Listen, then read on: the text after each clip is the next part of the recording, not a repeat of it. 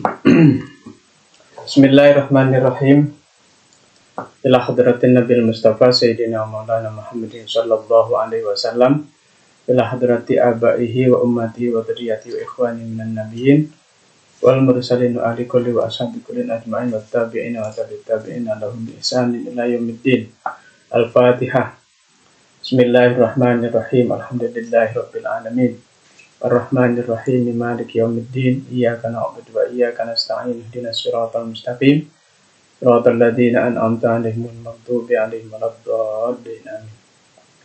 Wa ila hadrati musannifil kitab wa ila hadrati abaina wa ummahatina wa limasyayikhina wa li husulil ilmi wa li jalbil rizqi wa lil fahmi wa lil hifdhi wa li syafa'atin nabi sallallahu alaihi wasallam. Bi kulli niyatin shalihah. Al-Fatihah. Bismillahirrahmanirrahim. Alhamdulillahirabbil alamin. Ar-Rahmanir-Rahim. Maliki yaumiddin. Iyyaka na'budu wa iyyaka nasta'in. Ihdinas siratal mustaqim. Siratal ladzina an'amta 'alaihim ghairil maghdubi 'alaihim waladdallin. Bismillahirrahmanirrahim. Wasadisu wasab'un al-i'tibar. Pelajaran yang berikutnya adalah cabangan iman yang ke-76. Berarti tinggal 2 lagi. Kita akan bahas materi kita dari kitab Futuhat Al-Madaniyah ini, yaitu tentang cabangan-cabangan iman, syu'batul iman. Nah, itu kita sudah sampai kepada cabangan iman yang ke-76. Berarti tinggal 2 lagi. Perlu Anda ketahui, di kitab Futuhat Al-Madaniyah ini dijelaskan bahwa orang yang mengaku beriman itu akan keluar dari dirinya kualitas-kualitas keimanannya, yang semuanya ada 78. Itu disebut dengan syu'abul iman atau syu'batul iman. Nah, pada malam hari ini kita sampai kepada cabangan iman yang ke-76. Apa itu? Al-i'tibar. Apa i'tibar? I'tibar itu mengambil pelajaran. Taking lesson. Mengambil pelajaran. Bahwa kita dianjurkan untuk mengambil pelajaran dari manapun. Dalam Islam itu dijelaskan bahwa ada 3 sumber pengetahuan bagi orang yang beriman, bagi orang yang Islam, yang bisa dijadikan sebagai sumber pelajarannya. Apa itu? Yang pertama adalah alam semesta. Ini di Al-Quran, alam semesta. Kita lihat dalam ayat wafi khalqis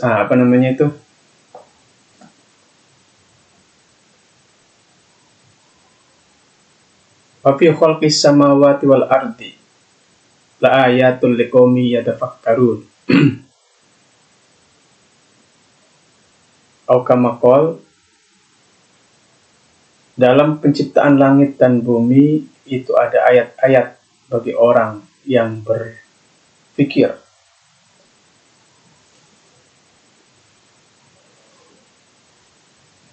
Itu merupakan dalil atau landasan bagi kita untuk beriktibar, mengambil pelajaran dari alam semesta ini.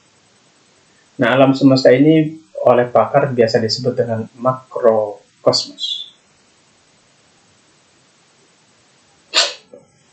Itu satu.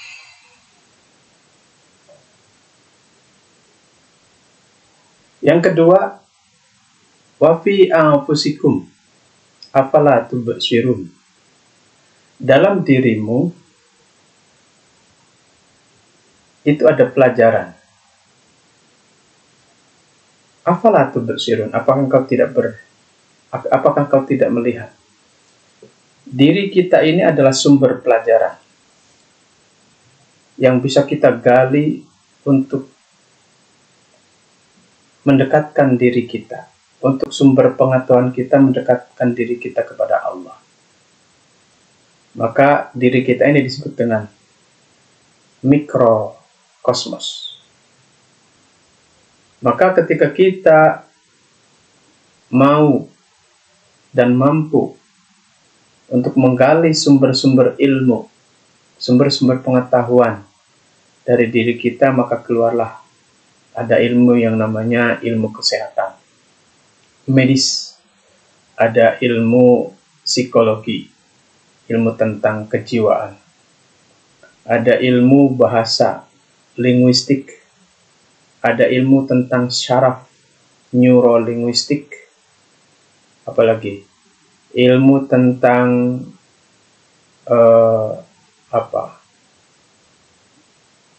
kebudayaan manusia, antropologi, dan lain sebagainya. Itu ilmu-ilmu yang bisa kita gali dari diri kita. Bahwa manusia ini memiliki daya cipta, daya kreasi yang luar biasa karena dibekali akal, dibekali otak, yang dengan otak itu dia mampu berdaya cipta, berdaya kreasi. Yang berikutnya adalah sejarah. Maka dalam Al-Quran itu kita diperintahkan untuk berjalan-jalan, untuk pelesiran, untuk melakukan journey, traveling. Kita lihat dalam Al-Quran itu bunyinya begini kurang lebih.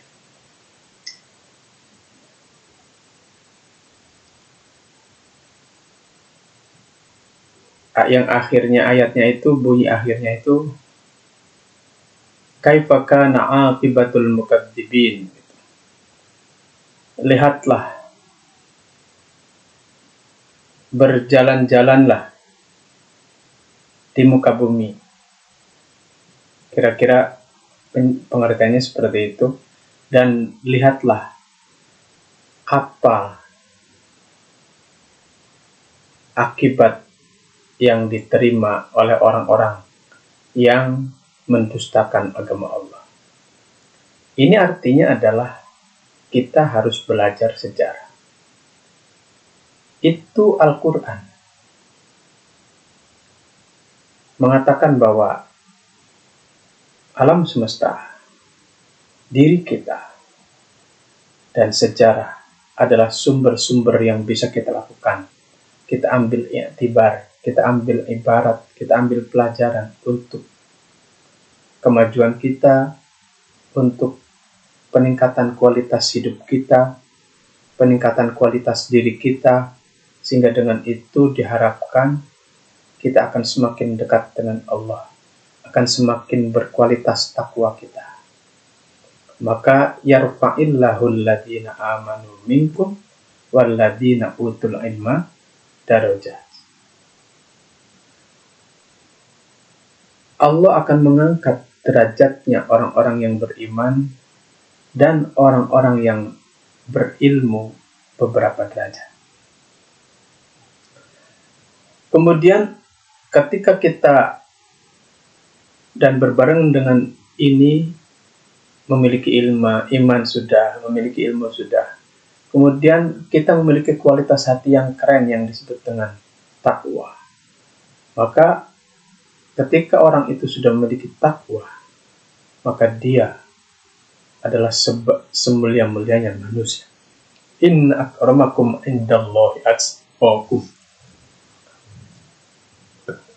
Yang paling mulia di antara kalian adalah, menurut Allah, dalam pandangan Allah,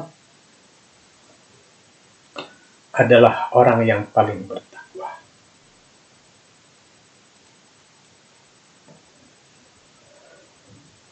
Jadi iktibar itu, mengambil pelajaran itu, pertama kita ambil dari, kita bisa lakukan dari ayat-ayat Allah yang tertulis, Al-Quran, hadis-hadis Kanjeng Nabi. Kita ambil pelajaran, belajar, membaca. Maka perintah membaca ini diperintahkan dalam Islam. dalam Al-Quran. Iqra bismi rabbikal ladzi khalaq. Khalaqal insana min 'alaq. Iqra warabbukal akram. Alladzi 'allama bil qalam. Maka ada Al-Quran, baca. Di samping kita bisa bacanya secara tartil, secara tajwid, kemudian kita ketahui, pelajari isinya. Kita belajar bahasa Arab, kita belajar nahwu soroh, sehingga kita bisa memahami Al-Quran, tafsirnya, dan ilmu-ilmu yang terkandung di dalamnya. Maka ngaji ini adalah dalam rangka itu. Saya ingin menstimulasi Anda, ingin mendorong Anda, ingin merangsang Anda, ingin menginspirasi Anda untuk terus belajar, jangan pernah berhenti. Karena hidup itu isinya adalah belajar.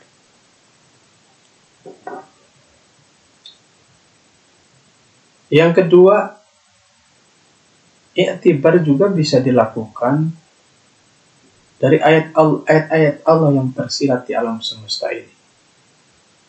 Seperti yang telah saya jelaskan bahwa yang tersirat itu terhampar di alam semesta. Ada langit, ada bumi, ada gunung-gunung, ada sungai, ada gurun pasir, ada pohon-pohonan, batu-batuan. Semuanya itu adalah bahan-bahan untuk bisa kita jadikan sebagai i'tibar, mengambil pelajaran dari sana. Afala yanzuruna ilal ibili kaifa khuliqat wa ilas samai kaifa rufi'at wa ilal jibali kaifa nusibat wa ilal ardi kaifa sutihat. Apakah mereka tidak melihat? Afala yanzuruna ilal ibili kaifa khuliqat, kepada onta bagaimanakah ia diciptakan. Wa ilas samai kaifa rufi'at, kepada langit bagaimanakah ia ditinggikan. Wa ilal jibali kaifa nusibat, kepada gunung-gunung bagaimanakah ia ditegakkan, menjulang tinggi. Dan kepada bumi bagaimanakah ia dihamparkan. Bumi yang begini luas terhampar, ada gunung-gunung di dalamnya. Di atasnya ada gunung-gunung, ada sungai-sungai, ada gurun pasir, padang Sahara, padang stepa, sabana, dan seterusnya. Bagaimanakah ini dihamparkan oleh Allah? Maka pertanyaan sederhananya, apakah ini semua diciptakan atau ada sendiri? Maka sebagai orang yang waras, tentu kita akan memilih bahwa alam semesta ini semuanya diciptakan. Ada yang menciptakan, bukan ada sendiri. Maka gila kiranya, tidak waras kiranya kalau ada yang mengatakan bahwa bumi ini, alam semesta ini, itu muncul dengan sendirinya. Kita pun akan setuju bahwa kopi ini ada yang menciptakan, bukan ada sendiri. Maka kenapa kita berpikir maka kenapa orang-orang itu berpikir bahwa alam semesta ini muncul sendiri? Kan aneh. Dia anggap bahwa ketiadaan itu memunculkan keadaan, kan aneh. Orang untuk dirinya sendiri dia tidak mampu untuk mengadakan dirinya, kok bisa mengadakan wujud yang lain? Kan aneh. Maka orang yang waras akan memilih bahwa kopi ini pasti ada yang menciptakan, ada yang membuat, daripada memilih dengan pikiran kopi ini ada dengan sendirinya. Itu namanya nggak waras itu. Pikirannya kemana itu? Nah, itu pikiran-pikiran orang ateis seperti itu, bahwa mereka menganggap alam semesta ini itu muncul dengan sendirinya. Mereka menganggap tidak ada Tuhan. Berarti kalau tidak ada Tuhan, alam semesta ini semuanya muncul dengan sendirinya, ada dengan sendirinya. Itu kan pikiran aneh. Maka pikiran orang yang waras itu akan lebih memilih bahwa keadaan itu akan menampilkan keadaan. Artinya apa? Bahwa kopi ini ada yang buat, bahwa alam semesta ini ada yang menciptakan. Itu pikiran yang waras. Nah, tinggal masalahnya siapakah yang menciptakan itu? Nah, oleh Islam diajarkan, innahu yabda'ul khalqa tsumma yu'iduh. bahwa Allah lah yang memulai penciptaan alam semesta ini. Allah lah yang menciptakan alam semesta ini.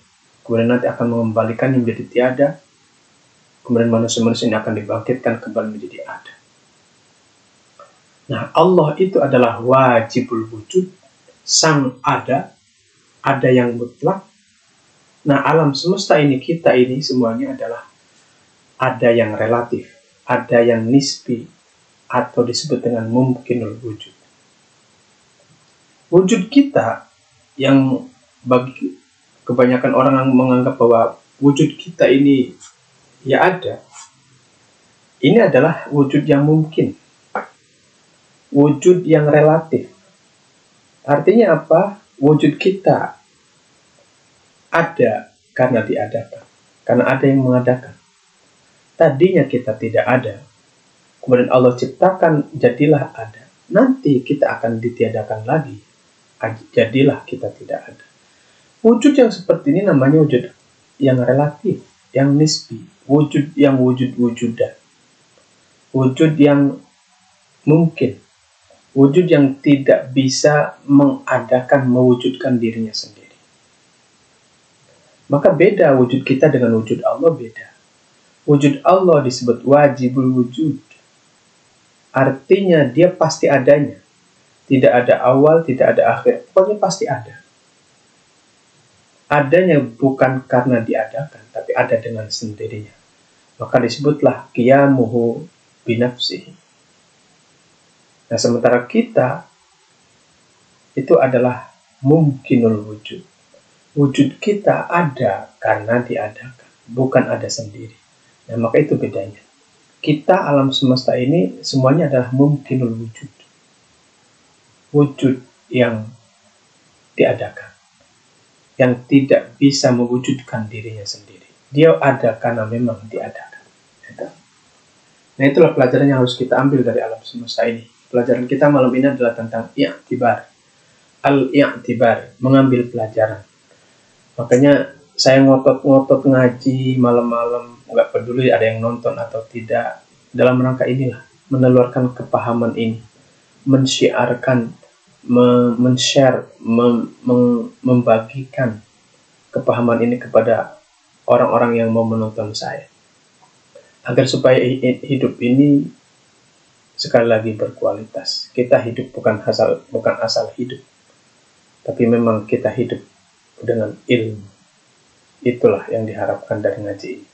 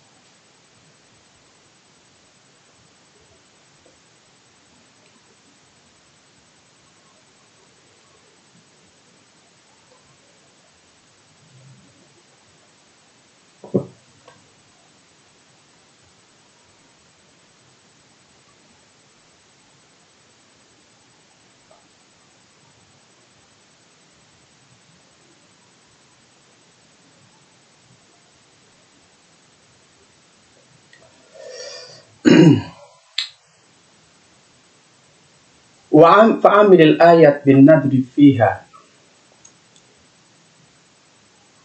Kita diberikan Al-Quran oleh Allah melalui perantaraan Kanjeng Nabi. Bagaimanakah sikap kita?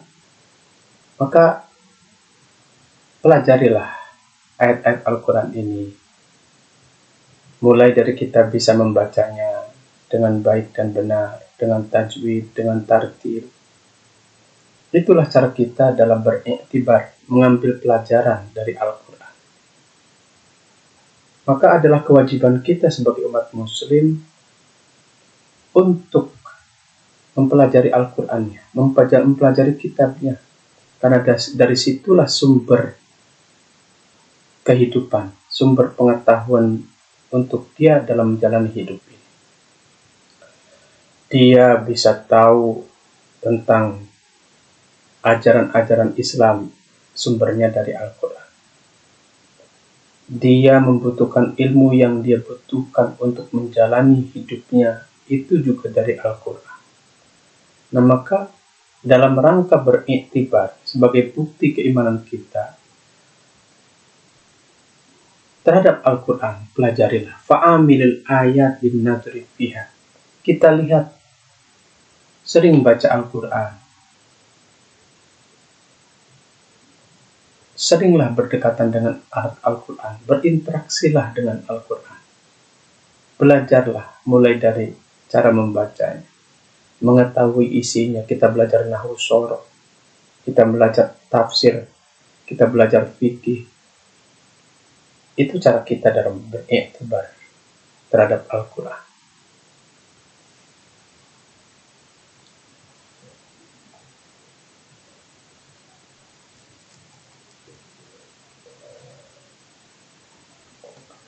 Wa amil ma tudrikul hawas minka bil i'tibar. Kemudian terhadap diri kita, bahwa kita dibekali panca indera. Kita diberi mata, dengan mata kita bisa melihat, diberi telinga, dengan telinga kita bisa mendengar, dengan diberi hidung, dengan hidung kita bisa mencium, diberi mulut, dengan mulut kita bisa merasakan kenikmatannya makanan, lezatnya makanan, diberi tangan, diberi kaki. Cobalah berpikir, bagaimana semua itu bisa berfungsi. Bahwa kadang ada tangan tapi tidak berfungsi sebagaimana mestinya, ada telinga tapi tidak berfungsi sebagaimana mestinya. Maka mulai dari bahwa tidak semua tangan itu bisa bekerja dengan baik, tidak semua telinga itu bisa bekerja dengan baik. Ini menunjukkan bahwa ada takdir Allah, ada sistem yang mengatur, yang diciptakan oleh Allah untuk semua ini. Kalau bukan Allah, siapa lagi? Tidak mungkin tangan itu bekerja dengan sendirinya. Pasti ada kekuatan yang luar biasa yang menciptakan, yang mengatur itu semua. Itu namanya takdir. Itu namanya takdir. Tabarakalladzi biyadil mulku wa huwa ala kulli syai'in qadir. Maha berkah Allah. Tabarakalladzi. Maha berkah Allah. Tabarakalladzi biyadil mulku wa huwa ala kulli syai'in qadir. Yang di tangannya itu ada mulk, ada kekuasaan, ada kudrat, ada sistem yang dia ciptakan, yang mengatur alam semesta ini. Ada sunnatullah. Itulah mulk.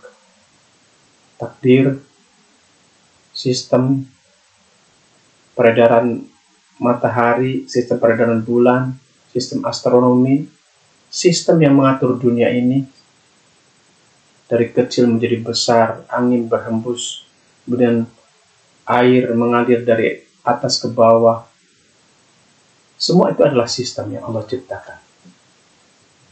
Kita harus berpikir ke arah sana.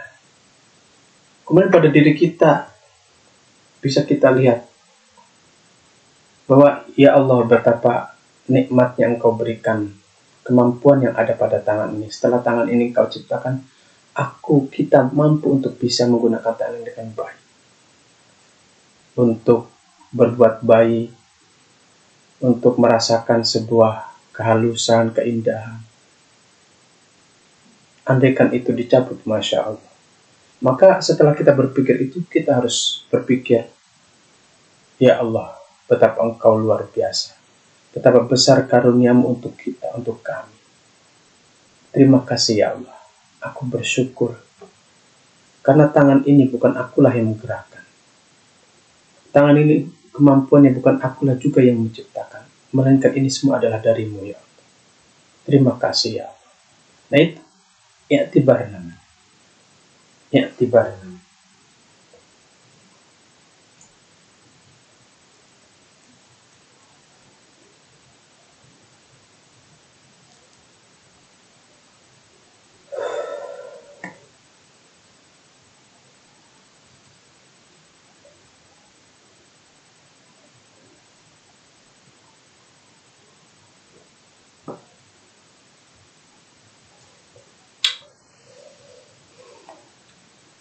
Fa inna Allah Ta'ala khalaqal insana min tinin.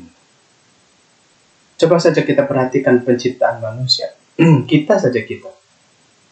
Bahwa kita yang sebesar ini tidak kemudian ada begitu saja. Langsung tumbuh sebesar ini. Tidak. Tapi ternyata apa? Kita ada ke dunia ini. Di dunia ini. Mulai dari seorang bayi. Wujud janin yang dilahirkan oleh ibu kita. Dalam keadaan itu kita tidak bisa apa-apa, kita lemah. Bahkan sebelum itu juga ternyata proses penciptaan kita, dilahirkannya kita ke dunia itu mulai dari tsumma ja'alna naslahu min nutfatin, dari setetes atau sebercak atau apapun itu air yang mungkin hina, yang diletakkan ke dalam rahim ibu kita, perempuan, oleh seorang laki-laki, suaminya. Kemudian setelah itu apa? Tsumma qalabahu halan ba'da halin. Tis'ata asyhur. Allah membolak-balikan, membuat fase-fase, menciptakan secara bertahap dari setetes air mani itu, dari tetesan air mani itu, sperma itu kemudian berubahlah dia jadi alaqah, segumpal darah, berubah lagi menjadi mudghah, segumpal daging. Kemudian pada saatnya dari mudghah itu jadilah sosok bayi. Ketika waktunya sudah tiba, dilahirkanlah si bayi itu ke alam dunia ini. Jadilah sosok manusia yang mungil, yang masih kecil, yang bayi, tidak bisa apa-apa, lemah. Itulah proses penciptaan manusia. Kenapa kita tidak berpikir ke sana? Andaikan manusia ini lahir kemudian langsung besar, Masya Allah, bagaimana nanti prosesnya itu? Ibu kita tidak akan mampu mengeluarkannya, bisa jadi langsung mati. Karena kita langsung sudah besar dalam rahim kita. Nah, proses-proses itu, fase-fase itu, itulah bahan-bahan yang harus kita i'tibar, ambil pelajaran. Bahwa Masya Allah, Engkau luar biasa. Engkau maha dahsyat, maha kuasa menciptakan manusia dari fase-fase yang sedemikian rupa. Mulai dari setetes air mani. Sehingga jadilah kita yang seperti ini. Ada mulk di sana. Ada takdir di sana, takdir Allah. Ada sunnatullah di sana. Yang pada intinya dari semua iktibar itu akan mampu mendekatkan kita kepada Allah. Semakin kita tambah iman kepada Allah, semakin kita tambah dekat kepada Allah. Sehingga dengan itulah kenapa dikatakan bahwa orang yang berilmu itu, orang yang mau berpikir itu derajatnya lebih tinggi. Dia memiliki derajat yang tinggi. Yarfa'illahu alladhina amanu minkum walladhina utul ilma darajat.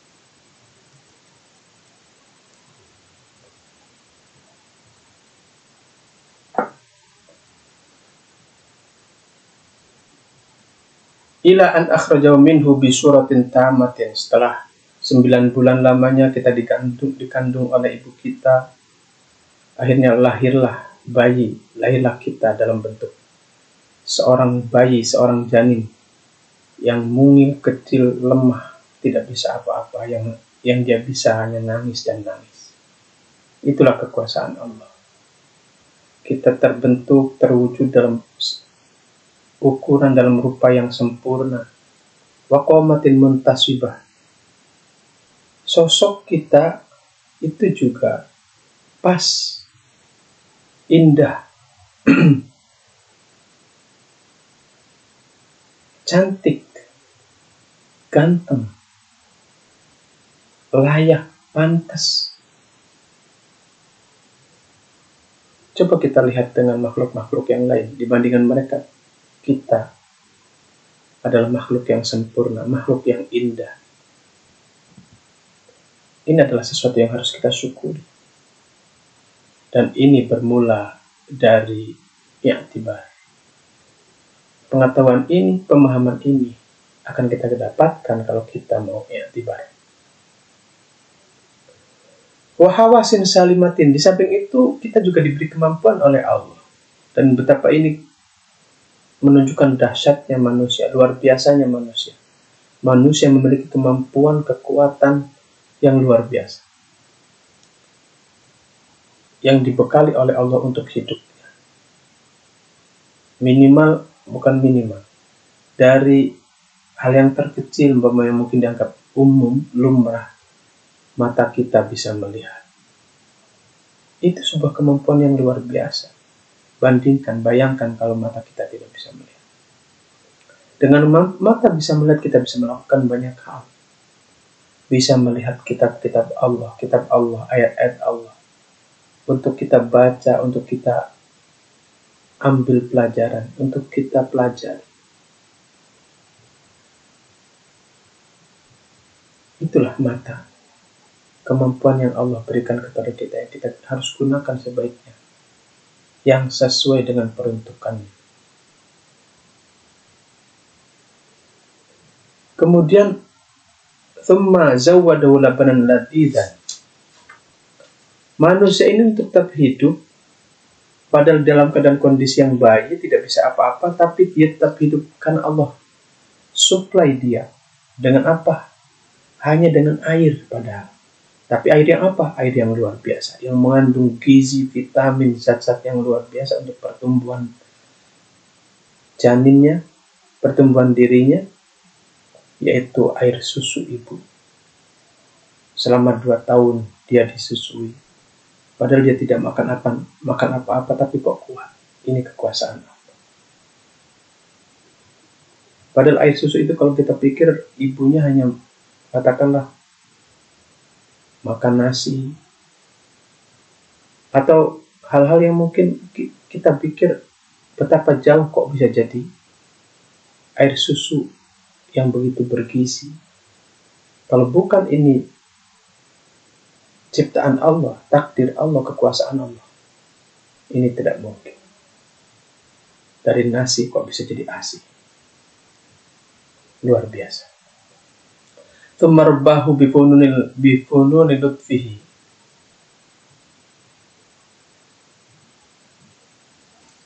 Tsumma rabbahu bi fununi lutfi, kemudian Allah curahkan, tumpahkan kasih sayang kepada si janin itu, si bayi itu, sampai bayi itu tumbuh besar, ila an balagha quwwatahu, sampai dia mampu untuk berjalan, berdiri, berjalan,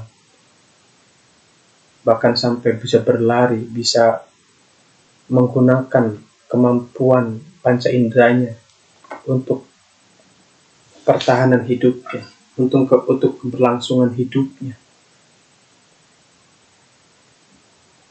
untuk bisa cari makan, untuk bisa cari rezeki. Allah mampukan itu kepada manusia, kepada kita. Ini sistem, dan ini luar biasa.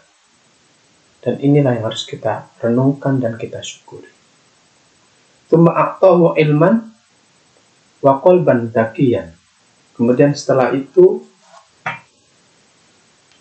Allah berikan ilmu, setelah akalnya diberikan peningkatan kekuatan, kemampuan untuk bisa menyerap pengetahuan, ilmu.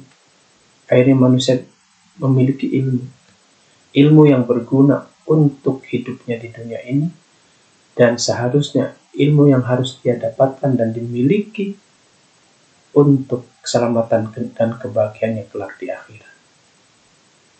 Artinya apa? Manusia harus menggunakan akalnya untuk mendapatkan ini. Jangan sampai kemudian akalnya itu tidak digunakan, karena kalau itu menyesallah dia. Wa qalu law kunna nasma'u aw na'qilu ma kunna fi ashabis sa'ir. Wa qalban taqiyan, ilmu dan hati yang cerdas. Maka hati ini adalah kendali, hati ini pemimpin, hati ini adalah pusat yang harus kita optimalkan dengan baik. Jangan sampai ini kemudian tidak berfungsi, bahkan mati. Kalau mati, hancurlah, nyesallah manusia. Maka hati ini harus kita fungsikan. Dalam hati itu ada dua potensi. Yang pertama adalah akal, yang kedua adalah nafsu. Akal harus digunakan, harus dominan daripada nafsu. Jangan sampai kemudian manusia ini dalam hidupnya kemudian didominasi oleh nafsunya. Akalnya tidak digunakan. Kalau itu yang terjadi, maka dia tidak akan produktif, dia tidak akan selamat, dia tidak akan bahagia, dia tidak akan sukses. Maka sukses itu manakala akal digunakan. Selamat itu manakala akal digunakan. Manakala akal mendominasi. Dan bahagia itu manakala akal yang menjadi kendali dalam hidup manusia. Wasam'an daqiqan. Manusia juga diberi kemampuan untuk mendengar yang luar biasa. Bahkan kalau kita kaji ilmu fisika, kemampuan mendengar manusia itu dalam jarak sekian bisa mendengar, bisa, ya luar biasa. Luar biasa. Wabasoran hadan, penglihatannya tajam, mampu melihat yang kecil, bahkan kalau diolah dari matanya manusia itu akan mampu menghasilkan hal-hal yang luar biasa. Wadauqun ladidan, dia memiliki dauq, semacam indera perasa yang luar biasa. Dengan indera itu kalau diolah dan dilatih dengan baik, itu manusia akan bisa menangkap suara-suara ilahiyah, suara-suara malakutiyah, suara-suara malakiyah, suara-suara gaib, yang apabila manusia mampu mendengar itu dan menerimanya dengan baik, akan menjadikannya sebagai manusia yang kamil, sebagai manusia yang sempurna, kekasih Allah. Dauq.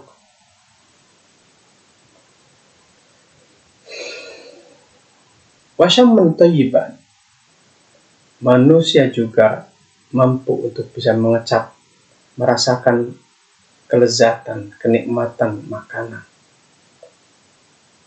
Yang ini beda dengan makhluk hidup lainnya. Dengan kemampuan pengecap ini, manusia bisa menciptakan sedemikian banyak makanan-makanan yang bervariasi. Rasanya berbeda-beda. Kenikmatannya berbeda-beda. Inilah syamman thayyiban. Walamsan layyinan.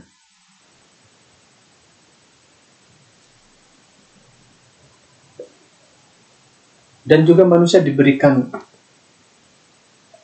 kehalusan penyentuhan. Tangan manusia halus, tidak seperti tangan-tangan makhluk hidup yang lain.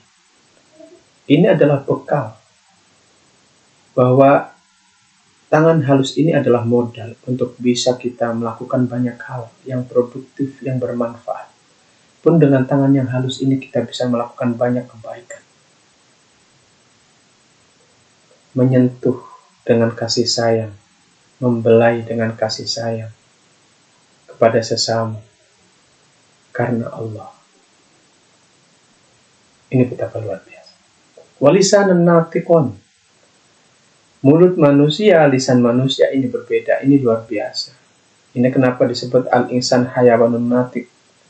Karena manusia itu adalah satu-satunya makhluk hidup yang bisa bicara, yang punya bahasa. Ini kita lihat dari sudut pandang bahwa bahasa itu spesifik ya. Bukan berarti kemudian yang makhluk hidup yang lain itu tidak berbahasa, tidak.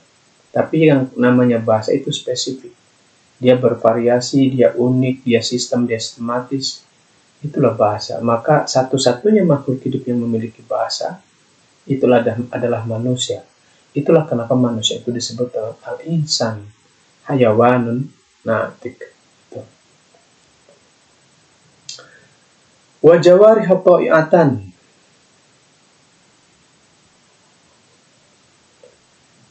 Dan juga diberikan anggota tubuh yang nurut kepada perintahnya, kepada perintah akal. Dia tidak semau sendiri. Ketika akal memerintahkan, dia nurut. Tidak kemudian ngaco atau tidak sesuai dengan peruntukan. Umpamanya seharusnya tangan itu untuk membelai, bekerja, ini malah untuk yang lain, umpamanya anehnya. Ini berarti tidak sesuai dengan peruntukan. Tapi Allah jadikan manusia itu anggota tubuhnya nurut sesuai dengan perintah akal. Ini anugerah. Ini adalah berkah. Dan kita harus manfaatkan ini dengan sebaik-baiknya.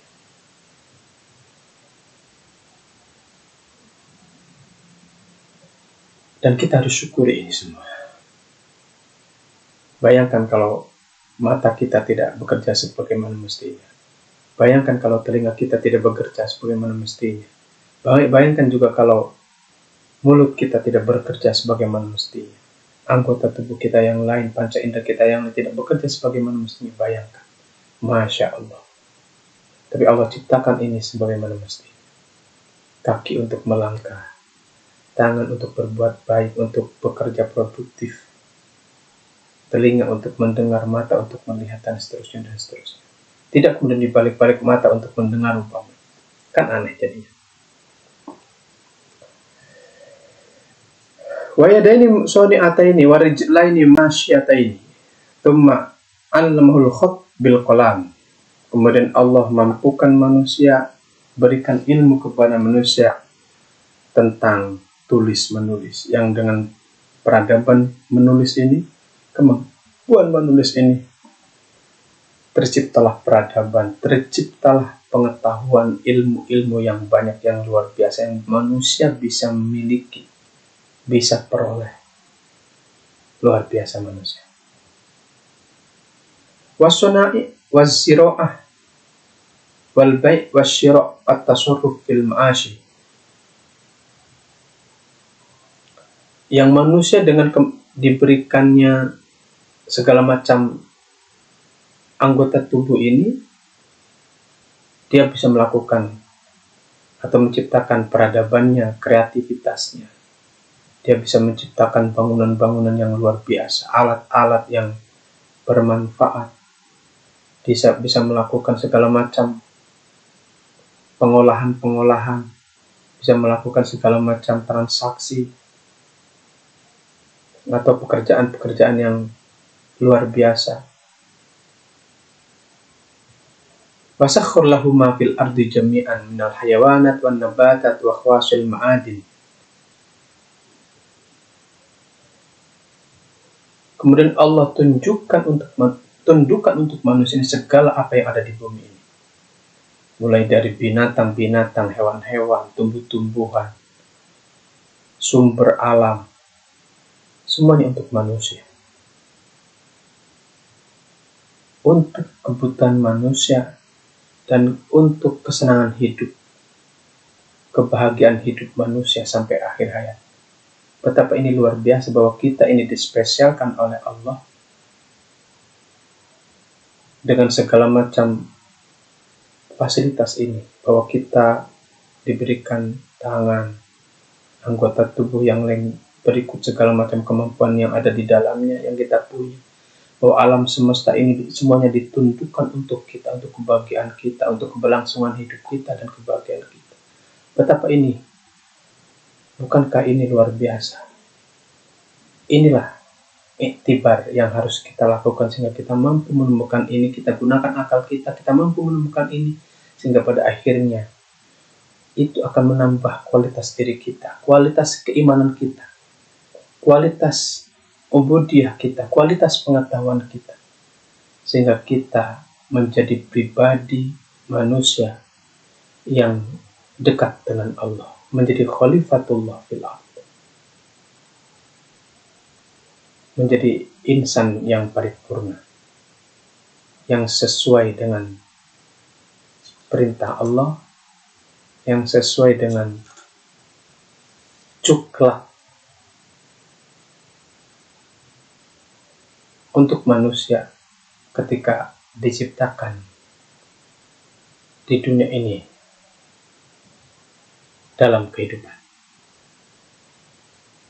Demikian. Semoga ini bermanfaat.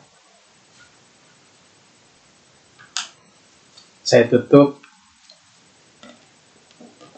pertemuan pada malam hari ini bahwa kita diberi akal oleh Allah yang ini harus kita gunakan untuk menggali ilmu Allah, untuk iktibar, untuk mengambil pelajaran dari segala hal, mulai dari ayat Al-Quran, dari hadis, dari kitab-kitab para ulama yang menjelaskan tentang keimanan, syariat Allah, menjelaskan tentang tauhid, dan menjelaskan tentang segalanya.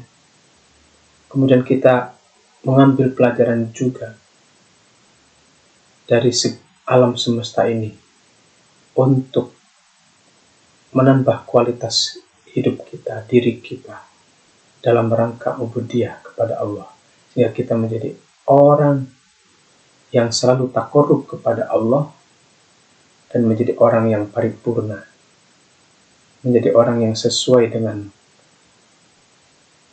juklah dan juknis diperintahkannya, diciptakannya kita dalam dunia ini. Demikian, semoga ini bermanfaat. Saya tutup. Wassalamualaikum warahmatullahi wabarakatuh.